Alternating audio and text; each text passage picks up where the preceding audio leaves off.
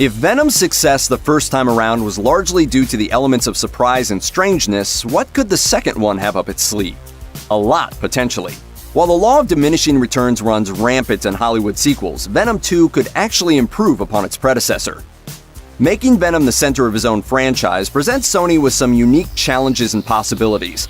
After all, it's not very often that a comic book character who's usually a villain or an anti-hero becomes the protagonist of a comic book franchise.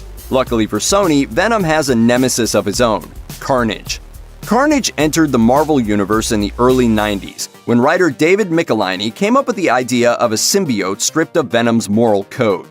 Along with artist Eric Larson, he introduced Cletus Cassidy, a deranged serial killer and Eddie Brock's prison cellmate. After coming into contact with some of Venom's drippings, Cassidy became Carnage, a blood-red monster that's fought both Venom and Spider-Man over the years. Needless to say, Carnage creeping to the big screen in Venom 2 will make for a wild ride. Carnage's appearance in the Venom sequel was promised by the movie's mid-credits sequence. If you got up and left the theater as soon as that Eminem song kicked in, you missed a performance with the potential to match Tom Hardy's in fearless weirdness. Eddie Brock is sent to prison to interview notorious serial killer Cletus Cassidy, played by Woody Harrelson. When I get out of here, and I will, there's gonna be carnage. The Venom Blu-ray offered an extended version of the scene, giving Harrelson a little extra time to make an impression. Talk about sucking out their eyeballs. Crunchy on the outside. With Harrelson's history of going all out as mesmerizingly unstable characters in movies like Natural Born Killers and Seven Psychopaths, Harrelson's expanded role in Venom 2 promises to push it even more over the top than its predecessor. Sony's plans to explore the dark corners of Spider-Man's world go beyond Venom and Carnage. In 2018, the studio made the somewhat left-field announcement that Jared Leto would be starring in Morbius. For those unfamiliar, Morbius the Living Vampire has been a Spider-Man supporting character since the 70s, although he really came into his own during the same 90s goth craze that propelled Venom to stardom. Very little is known about the plot of the Morbius movie, but Sony is pretty much guaranteed to link these two anti-heroes in their effort to keep up with the cinematic universe game.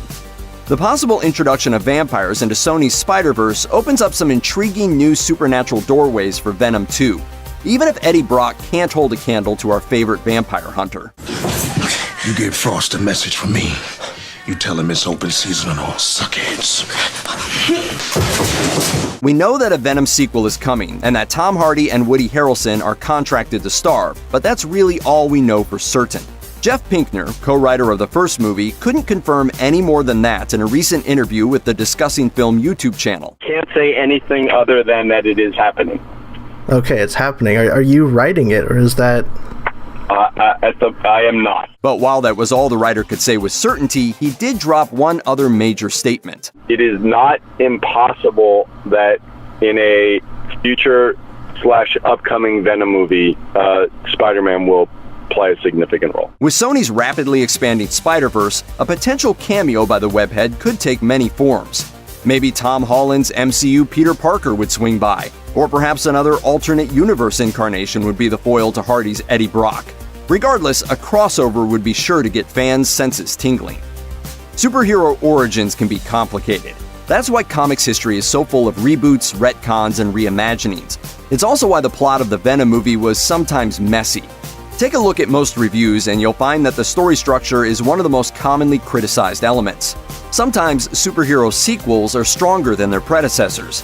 Captain America: The Winter Soldier outshone the first Avenger.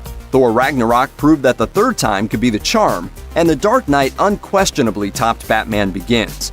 Done right, Venom 2 has the perfect opportunity to address the first movie's biggest issues. Even the negative reviews of Venom tended to dish out some positive comments about Tom Hardy's bizarre dual performance as Eddie Brock in Venom. It's no surprise that Venom appealed to a performer as adventurous as Tom Hardy. After all, the job required him to tackle the primal acting challenge of performing two-person dialogues with himself. In fact, he may have had a little too much fun to fit in the movie, as he revealed during the press junket that much of his favorite material didn't make the final cut. There are like 30-40 minutes worth of scenes that aren't in this movie. Really your favorite ones? Yeah, all of them. Yeah. Although trimming down a film's more indulgent passages is a normal part of the filmmaking process, it's hard not to wonder how entertaining all those scenes of Hardy enjoying himself would be. Now that it's clear what a strong asset his eccentric choices were in the first movie, maybe the sequel will give him even more room to play. I have proof!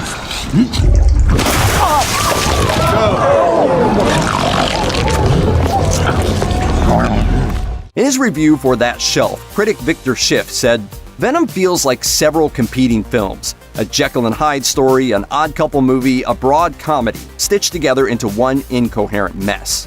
It's hard to completely disagree. Gritty violence, emotional melodrama, and wacky sci-fi goofs are all held together within the movie's gooey structure. Even when the individual elements make for a fun ride, it sometimes feels like a movie that isn't quite sure what kind of total picture it's going for.